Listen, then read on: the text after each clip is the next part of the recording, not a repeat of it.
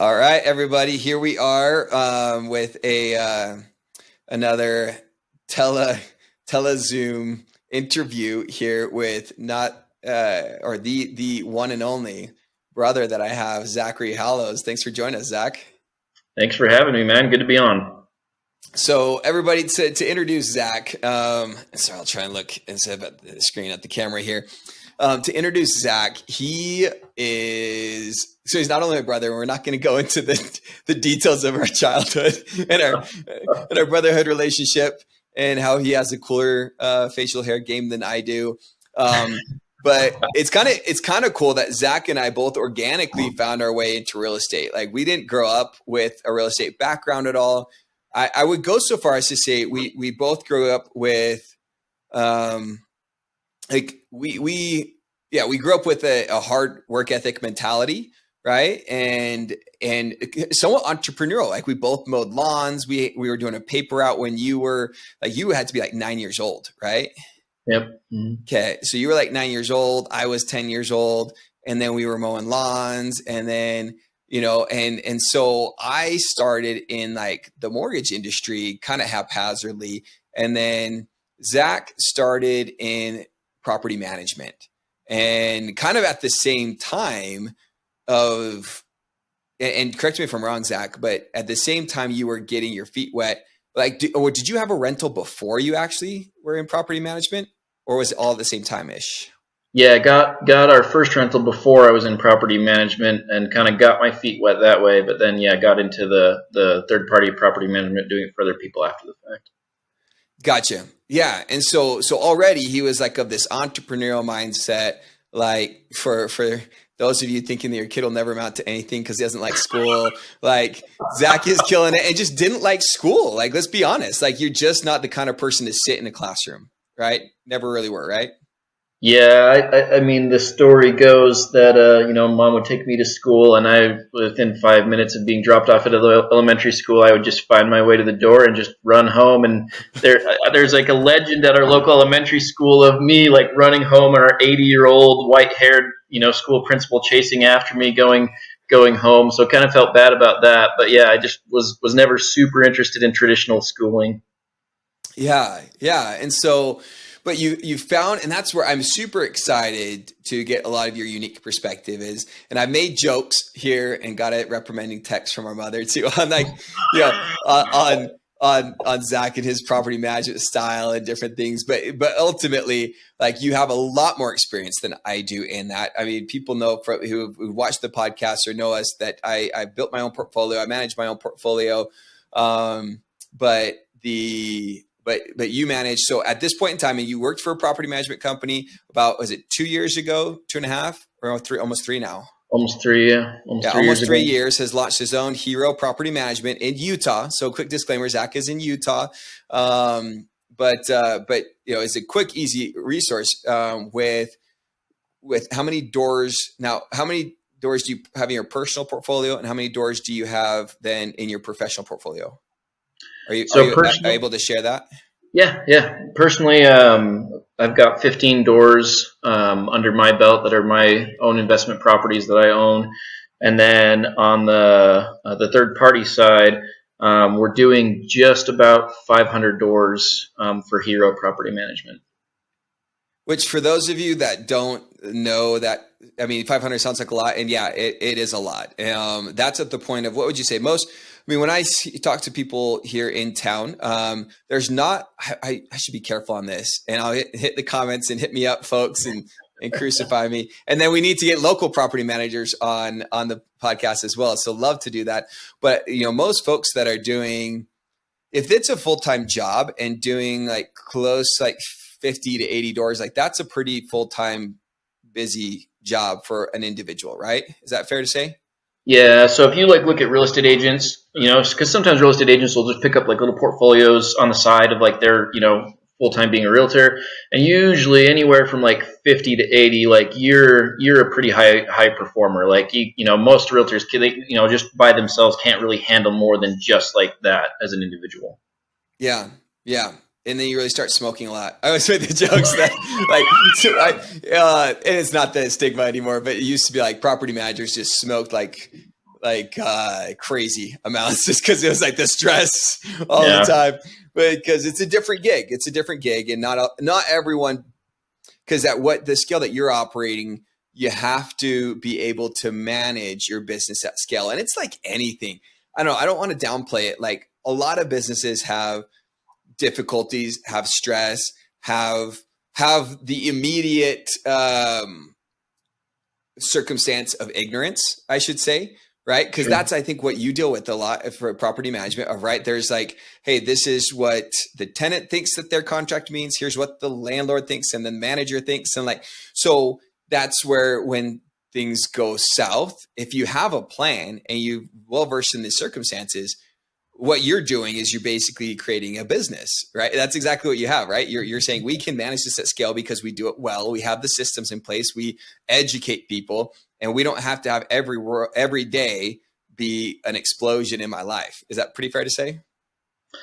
Yeah, no, exactly, and it's kind of it's an interesting business because you just as you pointed out there, you have different kind of groups of people that are really all your clients, quote unquote, because you obviously have the owner who you're officially contracted with to manage their property, and so they're acting as the principal in that transaction. You're acting as the official agent in the transaction. But most of the time, you're going to deal a lot with the tenant, and so the tenant also becomes, almost like a client. They're more of a customer, but you're still going to, want to meet their needs and take good care of them because, obviously both the property management company and the owner of the property, they're being fed by the tenant who's living in the property and paying rent, and so. And then obviously on top of that as well, you can even include, your vendors in that because you want to have good relationships with your vendors who are fixing the properties and maintaining the properties. And so you end up with kind of a diverse group of what we term as stakeholders, or people who have a interest in what's going on in the property management transaction. And so you just are kind of constantly battling to make sure that all the stakeholders are being served well, and that everyone's needs are being met. Yeah, yeah, and within that, a lot of people that be consuming this podcast are individuals that are thinking of maybe doing something for themselves, right? And so I thought we'd dive into it right out the gate with people then understanding who you are and your business a little bit and the perspective you're coming from. Give us the top 3 reasons people should use a property manager and top 3 reasons they shouldn't. That's a great question. Yeah, and I'm stoked to actually be able to even talk to the flag market because I know, like you mentioned, we're based in Utah and doing the kind of greater Salt Lake and surrounding areas. But shout out for the Utah market, flag investors. If you haven't taken a look at the Utah market yet, you're missing out. You should.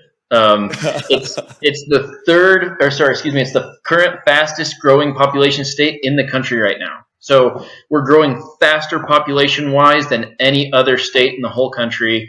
And current projections are going to take that from we're a little over 3 million right now. Within the next 10 years, they're saying that's going to be probably somewhere between 4 and 5 million. So and pricing, there's still things to be bought. There's still things that can be invested in and get a decent rate. So that's my shameless plug for the Utah market. You're welcome to it. You're welcome to it. And actually one quick stat, which is pretty crazy. I don't think, well, actually, let me see if let me see how tech savvy I am here real quick. I haven't done a screen share on, I think I can. Let's see. This might look really, really bad, everyone, but this is one of my favorite charts. So it's worth a shot.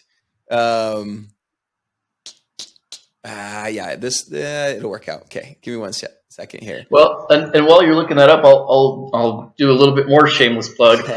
So everyone is like, oh, is it the right year to buy, or oh, should I wait and see what the market does? And the answer to that is like, holy cow! If you're waiting for the perfect market to invest, like you're just doing it wrong, because there's good deals in every single market. There's good deals in bad markets. There's good deals in good markets. And so the key is just finding the deal in the market that you're in. And again, I'm not an investment advisor. I'm not giving investment advice, but obviously, like, man, I have, myself personally, I've bought investments every single year for the past like 15 years. So I basically bought an investment a year. So I've been in every single market. I've been in the lows. I've been in the highs, and there's great deals in every single market. And so I just think if you just wait for that perfect time to jump in, I think your life will quickly pass you by, and you'll find that you regret not taking some opportunities that maybe you could have jumped on at the time. Exactly. And I think that that's the tricky part when people think about investing in real estate. Everyone sits down, and we've all been there, right? We sit at these kitchen table conversations and just says, "Oh my gosh, if I would have bought Amazon, Bitcoin, or whatever," right? And that's it's the whole mentality of it never is like the easiest situation, right? And it's about time. I'd say that too. And that's exactly what I'm actually. Okay, I finally got my little charty chart up here. And let's see how it works out on this share here, Zach. If I find our screen here, I'm going to click share. I don't know. So everyone, we're taking an exploration. I don't know what this will look like here. Oh, let me see here.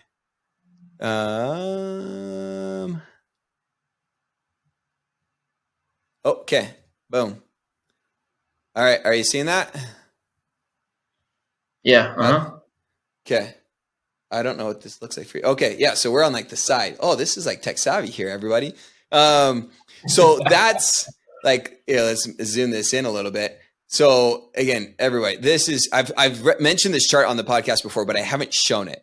And so this is super, super rad. And it illustrates what you're saying, but also gives Arizona some pretty good props too here, right? So total appreciation since 1991 in Arizona is 436%, 0.8%, right?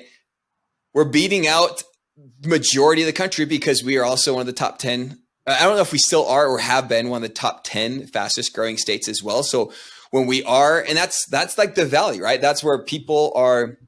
I think Arizona and Utah, I don't know. So someone's going to tell me they know much more about it than I do. And yes, they do. But I know that like Arizona is attracting, especially since it's a year-round work kind of force. They don't have to shovel the snow that you and I do. That they've been really proactive on bringing in big industry to the Phoenix area. And I know Utah has been really big about bringing tech and jobs in. Obviously, that's what's bringing population. So it looks like you are doing it at a little bit faster pace than we are, though. So not a bad. I mean, is that one of the? Let's see, who's higher here? As I'm looking at, sorry, I have some things blocking the chart here. Is Utah the highest? It looks like the highest according to your chart, man.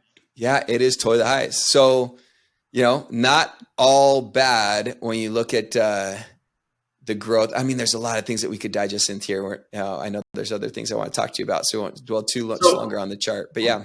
So I love that you brought that up, though, because like that kind of like segues into me answering your question. The top 3 reasons hire a property manager, top 3 reasons not to. I would say reason number 1 is because it expands your reach. Like, you all of a sudden, by hiring a property manager, you're not limited to just like, oh, what's within a 20-minute drive to my house that I could self-manage and I could, drive to my rental and I could go show it and stuff. All of a sudden, the world is your playground. Like, you get to look at other markets and other, sub-markets and different tiered markets, and you just get to go nuts and geek out and be like, man, where am I going to get the best bang for my buck? And because you hire a property manager, you all of a sudden have local resources. You have boots on the ground. You have licensed professionals who know the market, who know the strategies to employ. So I think that's reason number 1 is it just takes down all the walls of limitations that you would have by saying I'm going to do it myself. I think reason number 2 would probably be you want someone who is an expert. If you're not savvy in real estate, if you're not savvy in property maintenance and fixing things up and maintaining an asset, don't do it. Like, there's certain things that I know for myself personally. If there's something that like I'm good at, like I'm going to do it. And if there's something that I'm not good at, like I usually, not all the time, but usually I'm smart enough to say, man, I'm going to go ahead and delegate that to an expert because they're going to make sure that I follow the laws. They're going to make sure that I'm, getting the best pricing for whatever needs to be done at the place. And so, just making sure you have a local expert to keep you compliant and keep you, with the industry standards is really important. And then the third reason is actually one of my favorite reasons to hire a property manager. It really comes down to what do you want to do with your time? When you start to think about your time as a limited resource that you have been given in this life, and you start to sit back and think like, what do I really want to do with my time every single day? Man, I sure hope driving to your rental property and dealing with little petty problems from your tenants is not something that you want to do with your time. I think that's something that, man, you should definitely delegate that out to a professional that can deal with that, so you can do what you really love to do with your time. So I think those would probably be the three reasons to hire. And then there's definitely reasons not to hire. Do you want to go into those right now, or do you want to make comment on any of those things I just mentioned? Let's comment on those first. Cause yeah, that's where, that's huge. It's really, really huge. And each one of those, and being in the hot seat. And for those of you that haven't had this experience, like there's like, it's just the life of a property manager. As you're saying, those like experiences are popping up and there's a lot of value to be said there, right? So typical property management on a long term is about 10%, right? Short term is a much, much different game, but typically is it safe to say anywhere from really 20 to 30%? Correct. So, yeah, and just gets a lot more broad in scope of what management means on the short term. That's where there's a lot of differentiation in that. And so that's where if you're saying, okay, we're making like $3,000 gross a month on a rental property, and so that's $36,000 a year, and you're going to pay $3,600 for all those things, right? Then some people would say, well, I just assume to pocket that $3,600. Yeah, but what you mentioned on opportunity, I think to me, that's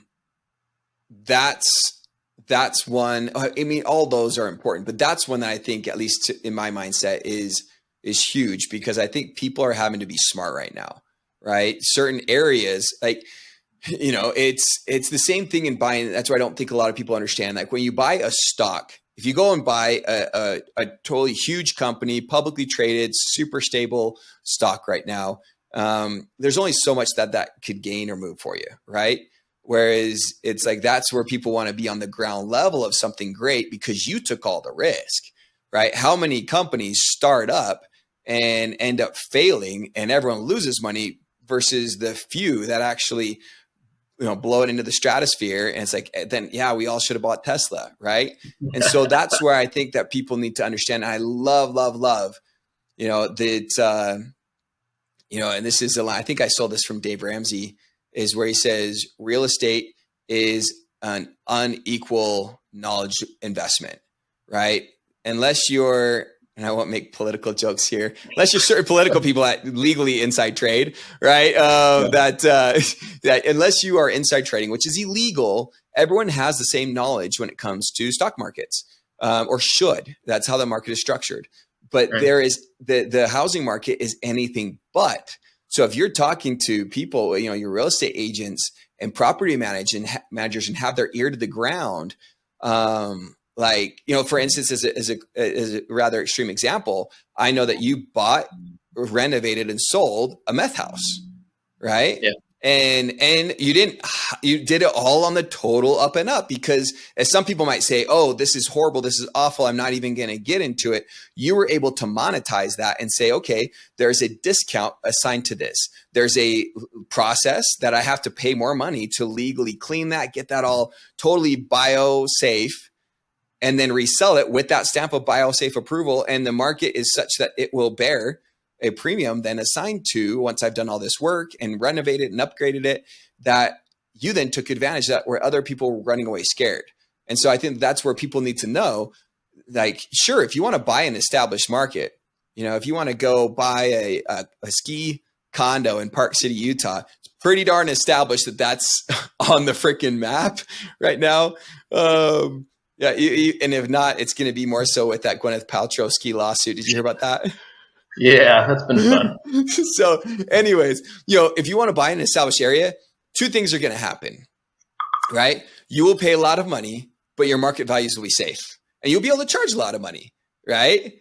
And so but when you buy in an up and coming market, right, or a market that has a lot of growth left to happen, that's where you're saying, hey, I'm getting on a lower floor than this building has to build, right? And the elevator can go a lot further, because not only is, and I would go so far as to say, as me as a property owner, I have value in the cash flow, but really, especially over the last several years, the capital appreciation is far outweighed any cash flow benefit that I would have. And that's where I think you limit yourself buying on the high end or upper end. I think Flagstaff has a lot further to go, but we're advanced from some of those lower floors. It's that entry point is gone. Are there still points in Utah that have kind of, you're in the first couple floors before this is getting really mid to high tier?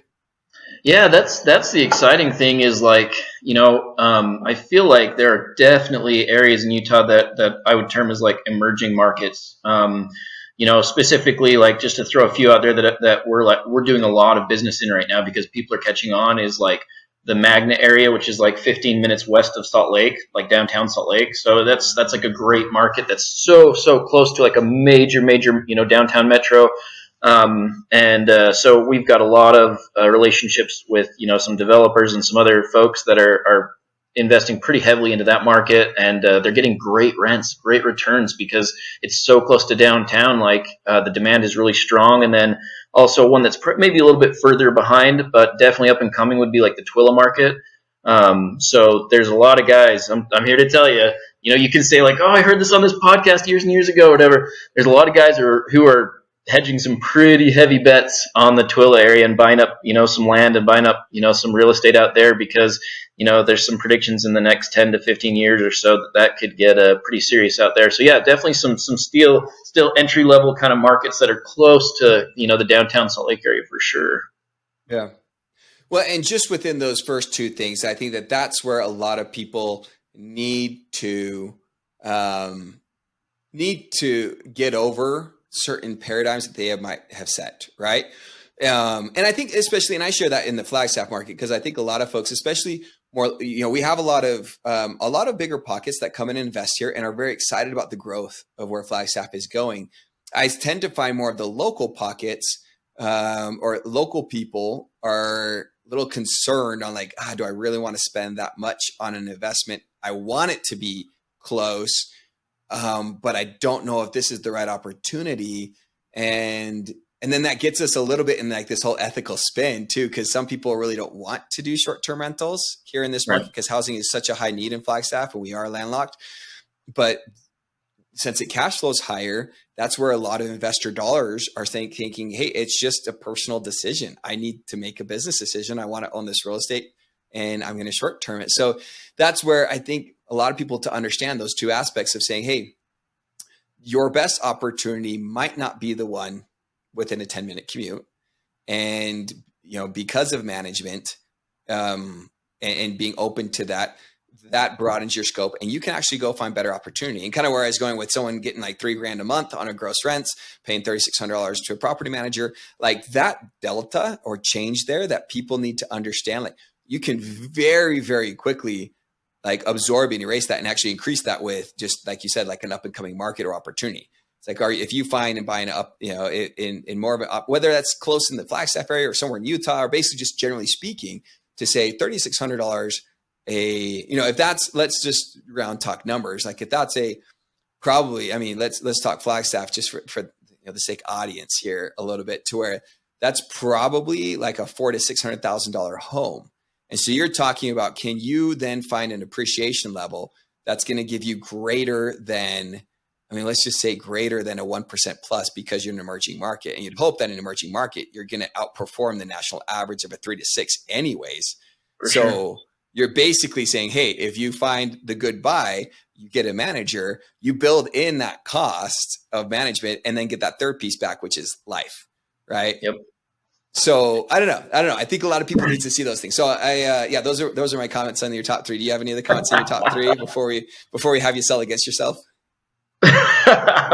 So the one thing I wanted to mention, kind of, you brought this up a little bit, but I really do want to like mention this heavily is, you know, and you kind of talked about it at the start of the podcast here. I think I'm the first pity guest on your podcast because I don't think you planned on inviting me. I think, you know, I got called out last week in the podcast for being a slumlord, and so I think I either got called on as a pity guest or maybe for a right to come on and defend myself. But all joking aside, I actually love that comment, and the reason I love that comment is because it highlights the fact that there is really so many ways to make money in real estate, and so many different strategies and so many different things you can do, and you can, you know, renovate, and you can redevelop, and you can rezone, and just like a million ways to skin a cat. And you and I, you know, the reason you mentioned that on your podcast last week is because you and I actually have, you know, talked about, you know, the fact that our strategies have been different in certain aspects with certain investments. And, you know, not saying that I'm a slumlord, I'm not admitting to that. No, just kidding. But it's just cool that you can do it different ways and still have it be successful.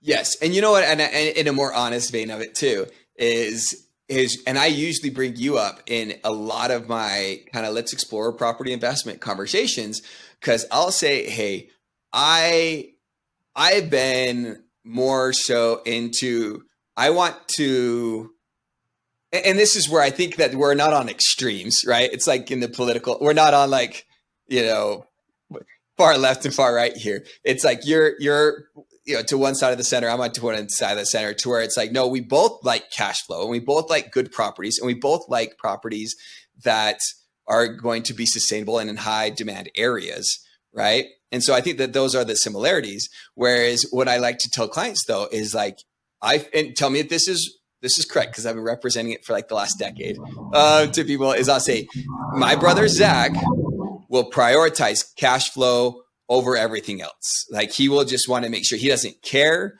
and especially since he has the management background and the broad scope of that, like he will say, hey, if it cash flows and I can find something that cash flows, I don't necessarily care where it's at, the condition it's in, because you also have a higher skill set of me in renovation, and you also have bigger crews through your that you developed and everything. Whereas I lean to, hey, I will take a little less cash flow because it's in a relatively convenient location, because my main gig isn't property management. I want it in pretty decent condition, with the exception of this last one that we did. And it still wasn't the degree of like a meth house or something, right? And so Sure. that I've prioritized those things, whereas you've been more strictly cash flow. And there's been pros and cons for sure in different directions. But would you say that's an accurate characterization? Yeah, I think spot on actually, and it's cool to see, like, you know, Chris is focusing, you know, a lot of times on turnkey, you know, very very like prime markets, and you make good money at it, and you do great. And a lot of cases, I'm focusing on distressed, you know, maybe emerging markets or sub markets, and I make money at it. And so I just think that's why I love it. It really illustrates the point that, like, if you're doing real estate right, like, you get to unlock your creativity, you get to unlock your passion, and you get to be like, man, what is, like, you know, scratching my itch? What do I want to do here and accomplish and make, like, you know, enjoy? So I think that's really something that's just neat about real estate, is it allows you just to unlock your passion and just kind of go wild with it. And you can, yeah. And I know, like, you can have, if someone says, hey, I really want this as a passive income, like, then do it, right? Then buy in something that's a stable, safe kind of gig. You have a manager or someone totally running the show for you, and you're just collecting a check, right? That literally is all it is. And you can have, and I know I've talked with you about, like, you can scale up your services to where, like, someone may want to have you call them every time you spend more than $500 to, like, repair someone, or someone could just say, hey, I want to plug the easy button. Sure, you may maybe spend a little bit more in management, but if you want to plug the easy button and say, hey, call me if the property burns down, otherwise just send me the money, right? It's really what you want to get into versus other people that are on the opposite end of the spectrum, much like you've done and somewhat what I've done of like saying, no, I'm going to like bet on myself. I want to get in there and demo stuff with the kids. Like you and I both had our children. I don't know if this is like legally going to come back to bite us, but yeah, you and I both had our children doing minor work on the home. So it's not slave labor and it's not permit pulling stuff that we have children doing. Cosmetic. But it can be extremely entrepreneurial that direction. And I guess one I will say, so we're going to get more into experience. Well, let's dive into the 3 reasons not. And that maybe just plays right into what I was talking about on the entrepreneurial spectrum of things. But let's get into the 3 reasons not. And then I also have some other things I want to talk about in also knowing that you've built opportunities. So again, when we talk about the differences here, you've also built a lot more through partnerships. And I'm sure you have a lot of pros and cons to talk about on that. Whereas I haven't done anything with partnerships other than my marital partnership, which is kind of a one-way street where Abby says, hey, get yourself in as much trouble as you can. I trust you. And so far I've been an okay bet. But yeah, so let's talk about the 3 that you would recommend not to, or people should consider, hey, is that me? Do I identify with that group? What do you think the 3 for self-management are?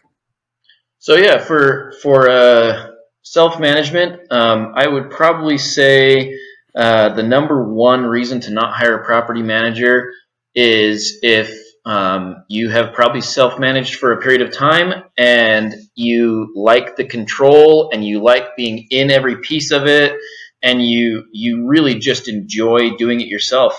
We have a few clients that like hire us, and you can have them in any kind of spectrum or age group, but oftentimes this type of client is like an older client who's owned an investment for a long time. They've self-managed it for a long time, and they like being involved with their tenants. They like to know who their tenants are. They like to be involved in the day-to-day and kind of have a hand on every single piece, and they like to control every single picture that's in the listing, and they like to write the listing description themselves. And if you just really enjoy that and you want to be involved, don't hire a property manager because I find that's a difficult transition for a lot of clients that are in that boat. Like they'll hire us and then they're calling us every day and being like, "Oh, what's going on with the tenant today?" And it's like, I don't know. Like, so if you're like kind of in the mindset that you really enjoy doing it yourself and being that involved, like don't hire a property manager. Like most of the people that hire a property manager do it so they don't have to be involved, right? But if you really want to be involved, then like it might not make sense for you. That would probably be reason number 1. Reason number 2 would be I think it's wise to be flexible on certain deals, cash flow wise. If like you really want to get into an investment, but you're like, it's close to my house, and if I hire a property manager, I'm not going to meet my financial targets. And I don't think, it's close enough to me that it's not going to be totally, impossible to self-manage. That's a great way to look at some investment opportunities that maybe other investors would pass up, because if you can do it on a shoestring budget and you're able to still meet financial targets that maybe others don't, that might give you a strategic advantage over other investors that can't do it because they're not able to self-manage. And then I guess probably the 3rd reason would be more towards not hiring a bad property manager. So there's, unfortunately, because real estate has kind of been like the gold rush, especially over the last couple of years, there are a ton of amateurs who have gotten into the game just because they're seeing dollar signs and they're like, oh man, like I want to get my foot in the door and take some of this money that's going nuts in the real estate market. And so if you go out on the web, like it's crazy to read some of the reviews. Like you hire some property manager that doesn't know what they're doing, and they can let your property get destroyed. They can cost you tons of money in fines from the city with zoning and code violations, and then they might not get the proper licensure, and so there's some risk there, and then evictions and collections with bad tenants. And so I think I think the 3rd reason would be just not hiring a property manager, because if you're not going to like do the due diligence to find a competent property manager, then don't do it, because you're going to hire someone that's going to cost you a lot of money. Yeah. And I mean, it is just so important on so many different factors that people don't understand. Like, and again, I know this sounds somewhat hypocritical since I do self manage, but I I give myself a little bit of a pass because I'm in industry and I call you. Not that you're licensed to give me advice, but from like more of like the hey, how do you Just fix this experience. faucet, right? Yeah, sure. Um, and and all those are extremely fair. I think all those are extremely fair, and that's where I just think people need to know it's more than just like being able to post a listing, but finding, and that's where I do usually tell people that's where knock on wood. I've been doing it for over a decade now, and I've never had someone not pay. And so, yeah, property condition is, and I would probably feel fair to say, property condition is never um, it's a rental, right? And people always disagree with me on property condition, and there's just a certain level of wear and tear that just occurs on homes. But yeah, no one's going to treat a home like you would, right? Um, Absolutely. and so I've certainly had my fair share of disagreements on that end and working things out, or having to get some security deposit from folks just because they were a little bit more liberal with their abuse, right? But I've never had someone not pay, and so I just think that that's where people don't understand that it's not just getting a tenant, it's not just getting the right price, but it's also keeping those dollars flowing, not getting into adverse events, and people don't understand that. Like for instance, like guys, let's talk math. If you said, hey, I want Zach to lease this for, I think we really need $300 more per month. And you're saying, hey, that's out of market. And and they're saying, hey, I need, versus $2,000 a month. They're thinking they want $2,300 a month, and it sits for a month. Like, guys, the math there, right? Like the math there was you are worse off by $1,100, right? And so we have some circumstances like that. I think especially as market's been shifting and people think everyone's kind of because we have certain things like Zillow or Realtor.com or different resources that everyone thinks that it's just all computerized knowledge now, but it's not, right? Yeah. Supply and demand. That's where, and just to your point though, and I share this with people all the time, is terrible agents are the terrible property manager and terrible real estate agents are the worst threat to the good ones. Because yeah, you can go find someone that's worse than going to Zillow and manage it yourself. But it's about finding then a good one that can make a difference for you. And really taking your time to do your due diligence, interview, talk through, find similar goals and mindsets, because there are, I'm sure, plenty of property managers that are going to fly by the seat of their pants. They don't know. Like, I guess let's talk through real quick. If people are interviewing a property manager, I mean, some of the things that they might not think of like, hey, what's your relationship with your handyman and your trades, and you're like, what, because that's the difference of like you maybe needing to shell out some credit on a lease if you have an HVAC sitting for like MIA for a long time, right? Versus, hey, no, we can get people in. I know it's probably a struggle, but what are certain types of questions or issues that people might not think about when hiring a property manager? Yeah, no, that's a fantastic question, Chris. I think it's really important to carefully consider, when interviewing property managers, what are the most important priorities to you, and bringing those up with the property manager. So a few kind of examples that I get frequently is like setting expectations for communication. So saying like, okay, how often am I going to hear from you? And do I want to hear from them more often than that or less often than that? And then also, like, who am I going to hear from? Like, what's their structure? Are they set up with like dedicated property managers, or are they set up with more like they have departments, like a leasing department, a maintenance department?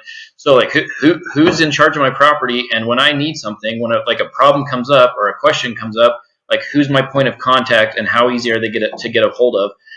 And even sometimes you can even take that on a more granular level, like, okay, if this person's going to be assigned to my account, this is going to be my property manager. How much experience do they have? How long have they been in the industry? How long have they worked for you? Because the guy that's signing you up, he might have a lot of experience and he might have been in the industry for a long time. But if he's like just, pushing you off to some property manager that he hired last week, he's like, just take it and run with it and do the best you can. It's like, that's not good. So I think, just understanding their structure and some of their, like, who will actually be assigned to take care of your property, definitely becomes really important. And then also fee structure becomes really important, because unfortunately, in the industry, there is a lot of bait and switch that goes on. So there's a lot of hidden fees. There's a lot of, ancillary fees that they don't really tell you about. And then you get your monthly statement and you're like, what the heck? Like, I'm being charged way more for management than I thought I was going to be charged. And so just really getting a full and complete schedule of fees from the property manager, including fees that they charge to the owner and fees that they're going to charge to the tenant, because every property management company is going to charge fees to the owner and the tenant. That's just part of the game. And so making sure you have a full and complete understanding of what all those fees would be, and that you're comfortable with it, and that it's meets your needs, I think is a real high priority. And then I think the biggest one is read reviews, read reviews, read reviews. There are so many platforms these days to do that. Yelp, Better Business Bureau, Google. You can almost get a inside picture just by reading the online reviews for a property management company. And so if you just go take the time to really and not only read the reviews, I guess I should also note, read the response from the company, because there are unfortunately some bad tenants, and there are some bad owners who leave unfair reviews. And so a one-star review doesn't necessarily mean a company is bad or did something wrong. Sometimes that can just mean there was a bad tenant or a bad owner who just didn't understand the process. And so sometimes by reading the company's response to those bad reviews also gives you a really good picture, like, oh, you know what? They handled this appropriately and they didn't do anything wrong. So anyway, just going through the reviews heavily, I think is key and really important. Definitely. No, I love it. And yeah, and I think that would be even that all those factors would be then even more so when you're talking about fee schedules and services on a short term, right? People need to then dive in, because it feels like to me it's probably you would probably be able to tell me like a checklist on like how to manage, or like a book on how to manage and promote and operate a long-term rental is probably like a sixth or less of what then the short term would be. Would you say that's pretty fair? Absolutely. Yeah, Absolutely. because then you get even broader types of just different business, business mindset and what your product is and who you're marketing to. So Well, and yeah, to that point, you bring up another thing, Chris. I think you should be really cautious and wary about companies that say we do it all, because they are very, very diverse businesses. And I'm not saying that that's impossible, because there are good companies out there that do both of those, short term and long term. But I would just be wary if someone says that. You better do some heavy due diligence to make sure that they actually know what they're doing, because there's a lot of long term companies that are like, oh yeah, we can do short term too, and I promise you they can't. They're going to do it very badly and poorly. And so yeah, anyway, just that brings up another great observation there. yeah, and I think too, and in the honesty of it, I actually spoke with an agent that they'd found an opportunity to help clients. So they primarily do real estate sales, and they found the opportunity that some clients had a need, and so they built out a management division. And then he was very honest to tell me, like, yeah, our management does handle some short terms, but we cap that so tightly, and it's just because they know, and they're the ones willing to say, instead of like, no, we'll bring it all on, right? Because a lot of businesses will say that until like it's really not a acceptable service level. Yeah. Whereas then them saying like, no, we can do it, but it's a totally different beast. The time, attention, or resources that we're willing to dedicate that are, we have to keep certain things finite. So yeah, I think those are all good points for people to understand. Like, yeah, where's the mindset of someone just giving someone a chance, right? I think that's I hope that like a lot of people realize that just because I think that gets people in trouble. Like, I like them, or I want to give them a chance, or they seemed nice. Don't pay bills. So just be careful. So Absolutely. let's talk about, though, I think a lot of people would love to hear your experience on partnerships. From what you're able to say, I know that you don't want to speak ill, or, if anything's in pending litigation, or, but just kind of on a high level of, I mean, and it's almost like marriage counseling, right? If Sure. my wife and I, and Abby's going to enjoy this, just like, where is this going? Right? If Abby and I sat down just in our marital relationship with a third party, I'm sure there'd be plenty of things where it's like, well, Chris needs to be doing this better, and then she could be doing this better.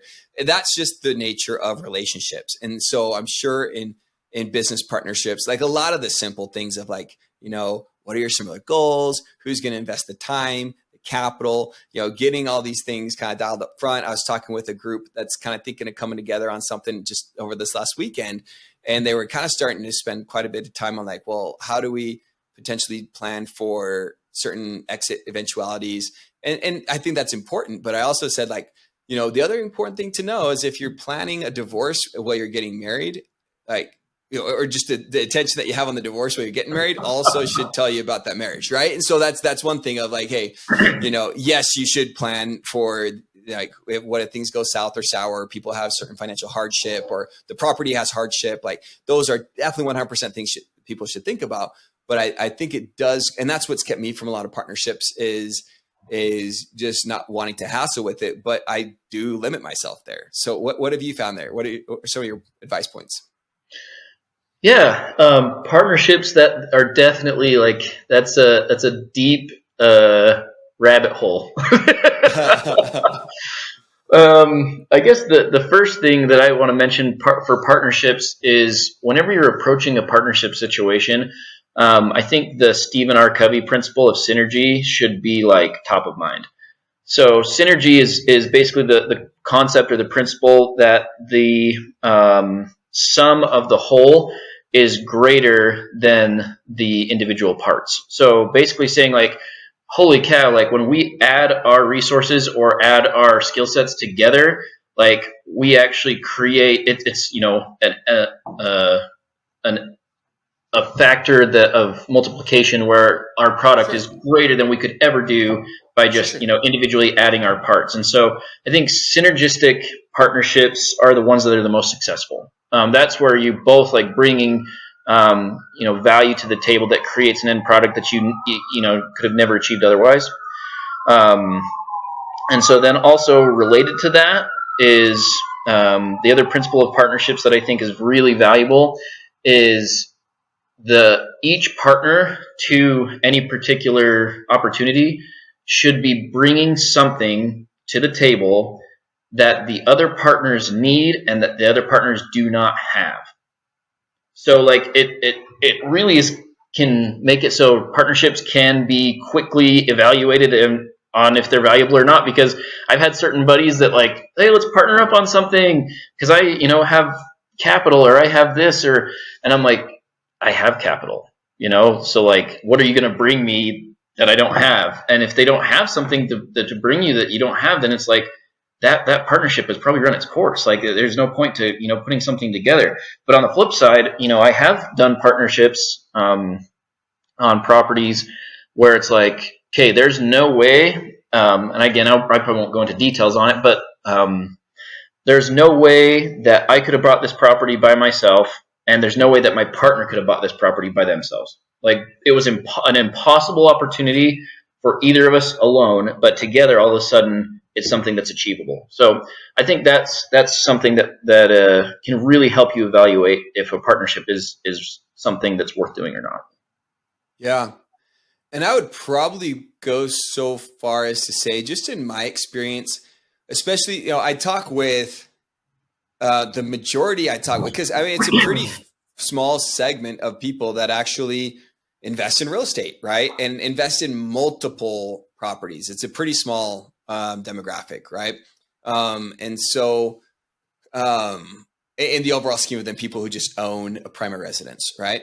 And Totally. so I would probably then go so far as to say, we should probably look up the statistics on this. This would be interesting to say how many people then, home ownership versus then home ownership plus an auxiliary property, and then how many then own into the multiples, right?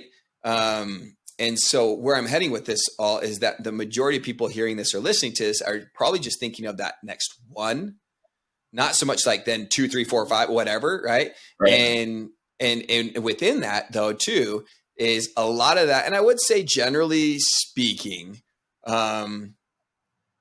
people get into and again, I know I'm like painting broad strokes that are not necessarily fair, but a lot of people might think like, hey, let's start like balancing out on who does what and saying, well, if you bring a little bit more capital, but we're gonna maintain it, or we'll manage it, or they'll manage it. And like I would probably go so far as to say, now, would you agree that when partnerships get dicey potentially is when people are not equally contributed in all ways necessarily, which, and when I say equally, like let's say they put in different capital, because and I see it all the time, or not necessarily all the time, but I know, like, for instance, if you're like the rainmaker, right, the guy that brings the deal to the table, like I've seen certain people that say, hey, I brought this deal, I'm not even putting in capital, but you guys are giving me equity into it because I brought this deal to the table, because just like you said, it wasn't going to happen without me.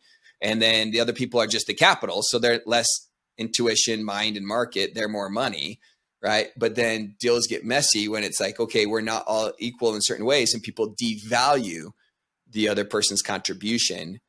And yeah, I guess that's just kind of a tangential on when people start to try and say, okay, let's put our skill sets together, but they're not all, it's not all like, hey, we'll find the same property, we'll all be thirds in this or something. And when they start to get creative on that, to where I guess where I'm leading in this roundabout rabbit hole of a thought is, like you said, partnerships are rabbit holes, is that as much as people, like I would highly, not to give you another shameless plug, but especially in that vein, that not a lot of people have a lot of real estate investment experience, not a lot of management experience, that if you're thinking of buying real estate, period, and thinking of for investment purchases, so for income flow, and even more so if it's with partners, you should highly consider having strategic partnerships with property management. Yeah, absolutely, absolutely. And I think you hit on an important point there. Is like I think partnerships break down for two main reasons, and the two main reasons partnerships break down is because they haven't set expectations on the front end properly. So like if partner A thinks that they're going to get something that and they're not getting it, but partner B's like, I never agreed to contribute that. Like, okay, clearly you guys didn't set things right from the start, and so that's really important. And then number two, partnerships break down because people don't actually contribute what they agreed to contribute. And so I think by like thinking through both of those, you can avoid a lot of heartache. And so to talk about the first one a little bit, like setting expectations, have an operating agreement. Don't do handshake deals. Don't do like, oh, well, we sent some emails back and forth. Have an operating agreement. Have it in black and white. Have it reviewed by an attorney. It's not really that much money to say, you know what, let's just pay a few $100. Let's have a competent attorney review this for us and both kind of make sure that what we're trying to accomplish is actually written up properly in legalese. And so that way, when you've got an operating agreement and it says what you want it to say, and that sets expectations, that alone can eliminate a ton of pain and heartache because you've set expectations. You both know what the deal is and what you want to get out of it and what you're going to contribute. So I think that's really key and really big.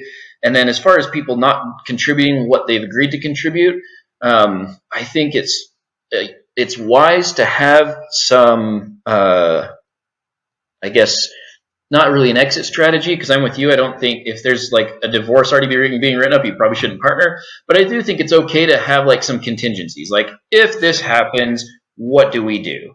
And I'll mention a deal that I did not too long ago where I had a situation like this where I don't have a ton of time. I don't have a ton of free time to contribute as a resource. I have capital, but I don't have time. And so I had a couple partners approach me and say, hey, you have capital, we have time.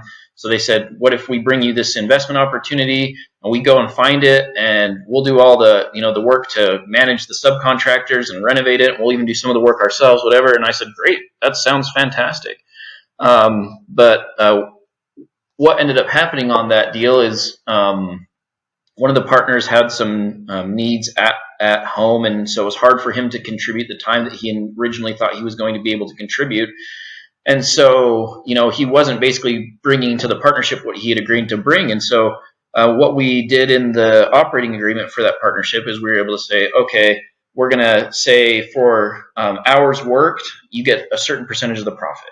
And if you're not putting in those hours, all of a sudden that percentage that you're getting of the profit for that particular property goes down.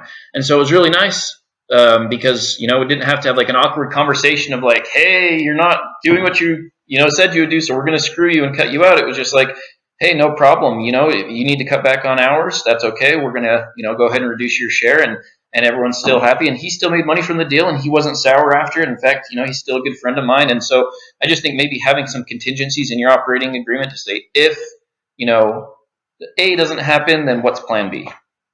Yeah.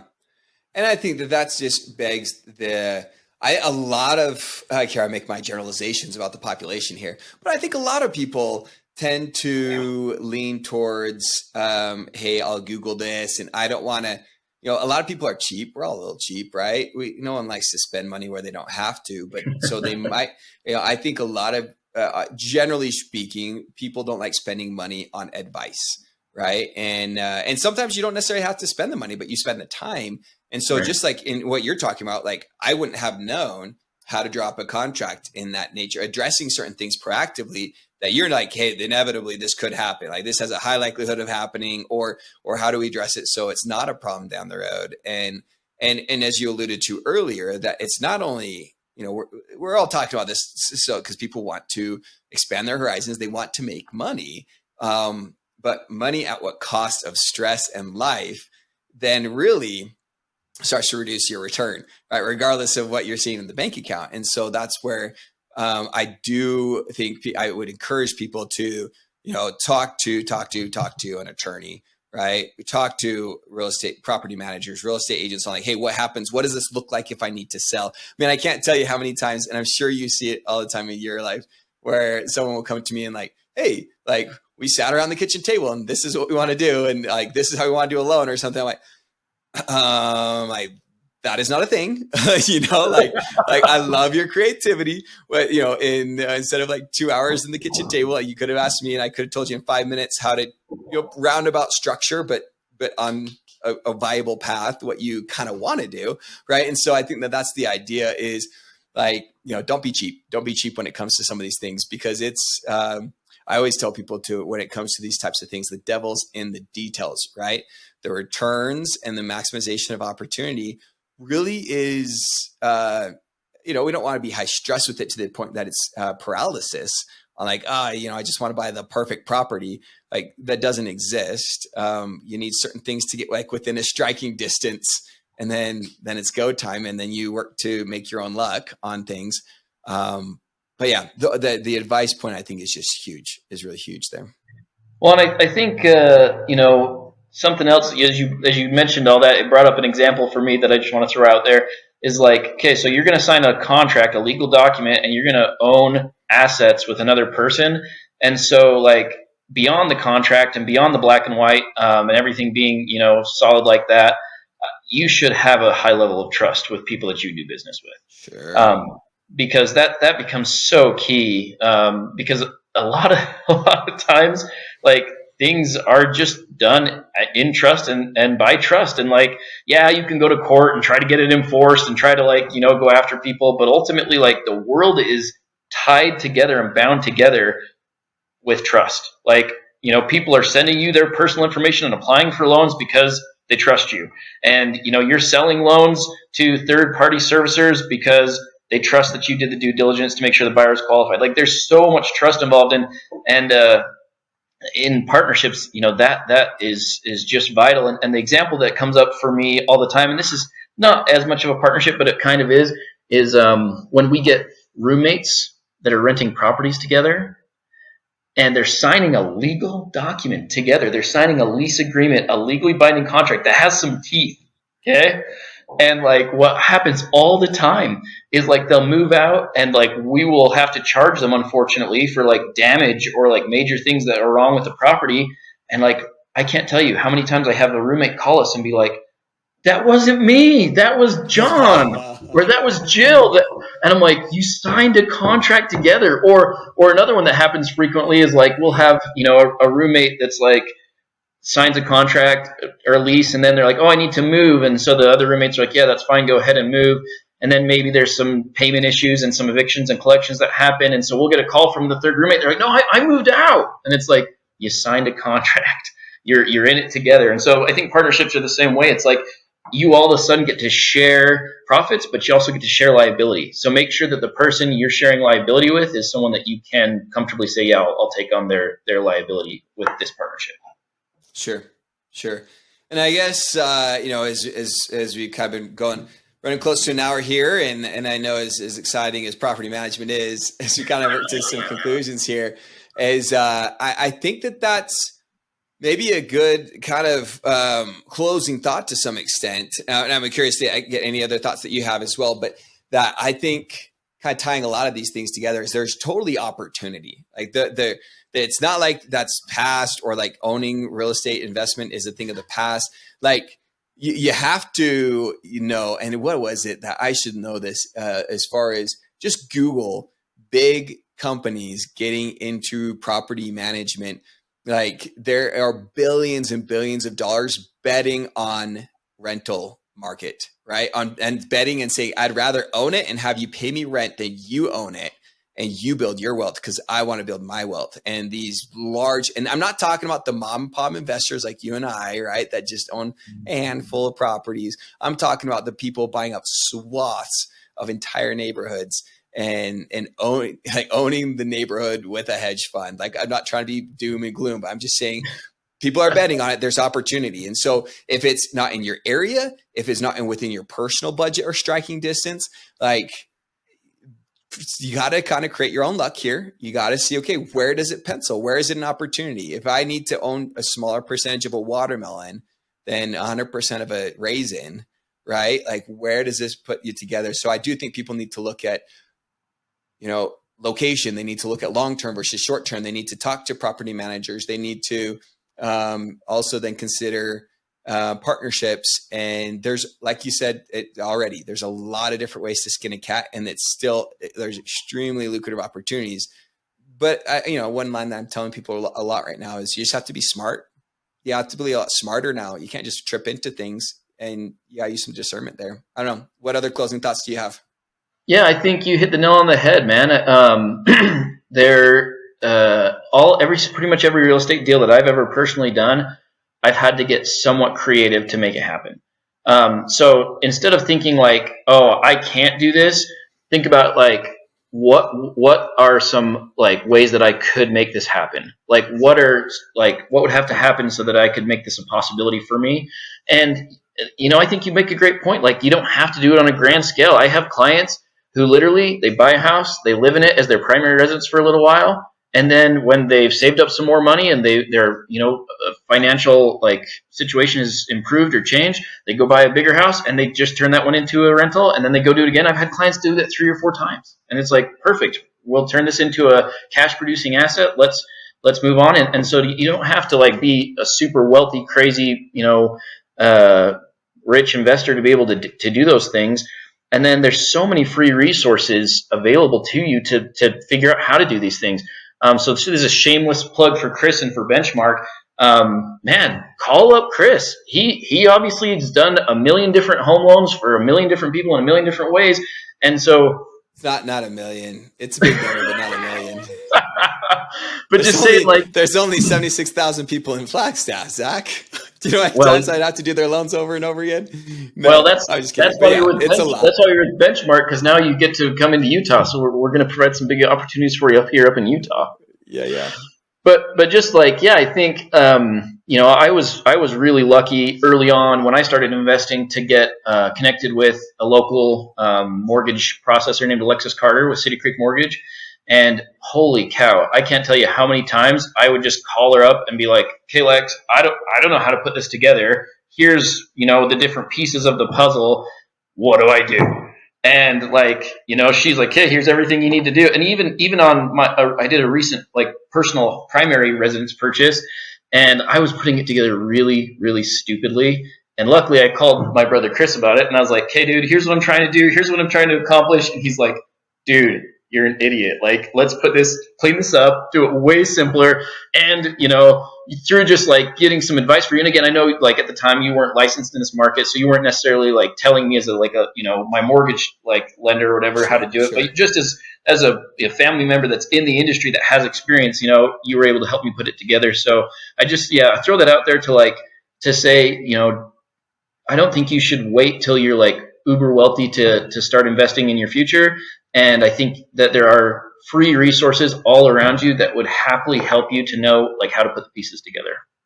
Sure, man. Sure. Well, awesome. So yeah, give Zach a call, comment, like, share, subscribe. Because yeah, I think with people that are in this market, give me a call. But if you have questions for Zach, of course, he's not licensed in Arizona. But yeah, put them in the comments there. Or if you want to go swing at this lucrative opportunity of buying property in Utah, Hero Management and real estate sales is your source. So awesome, Zach. Well, I appreciate it. Thanks for joining us. Thanks for having me on, Chris.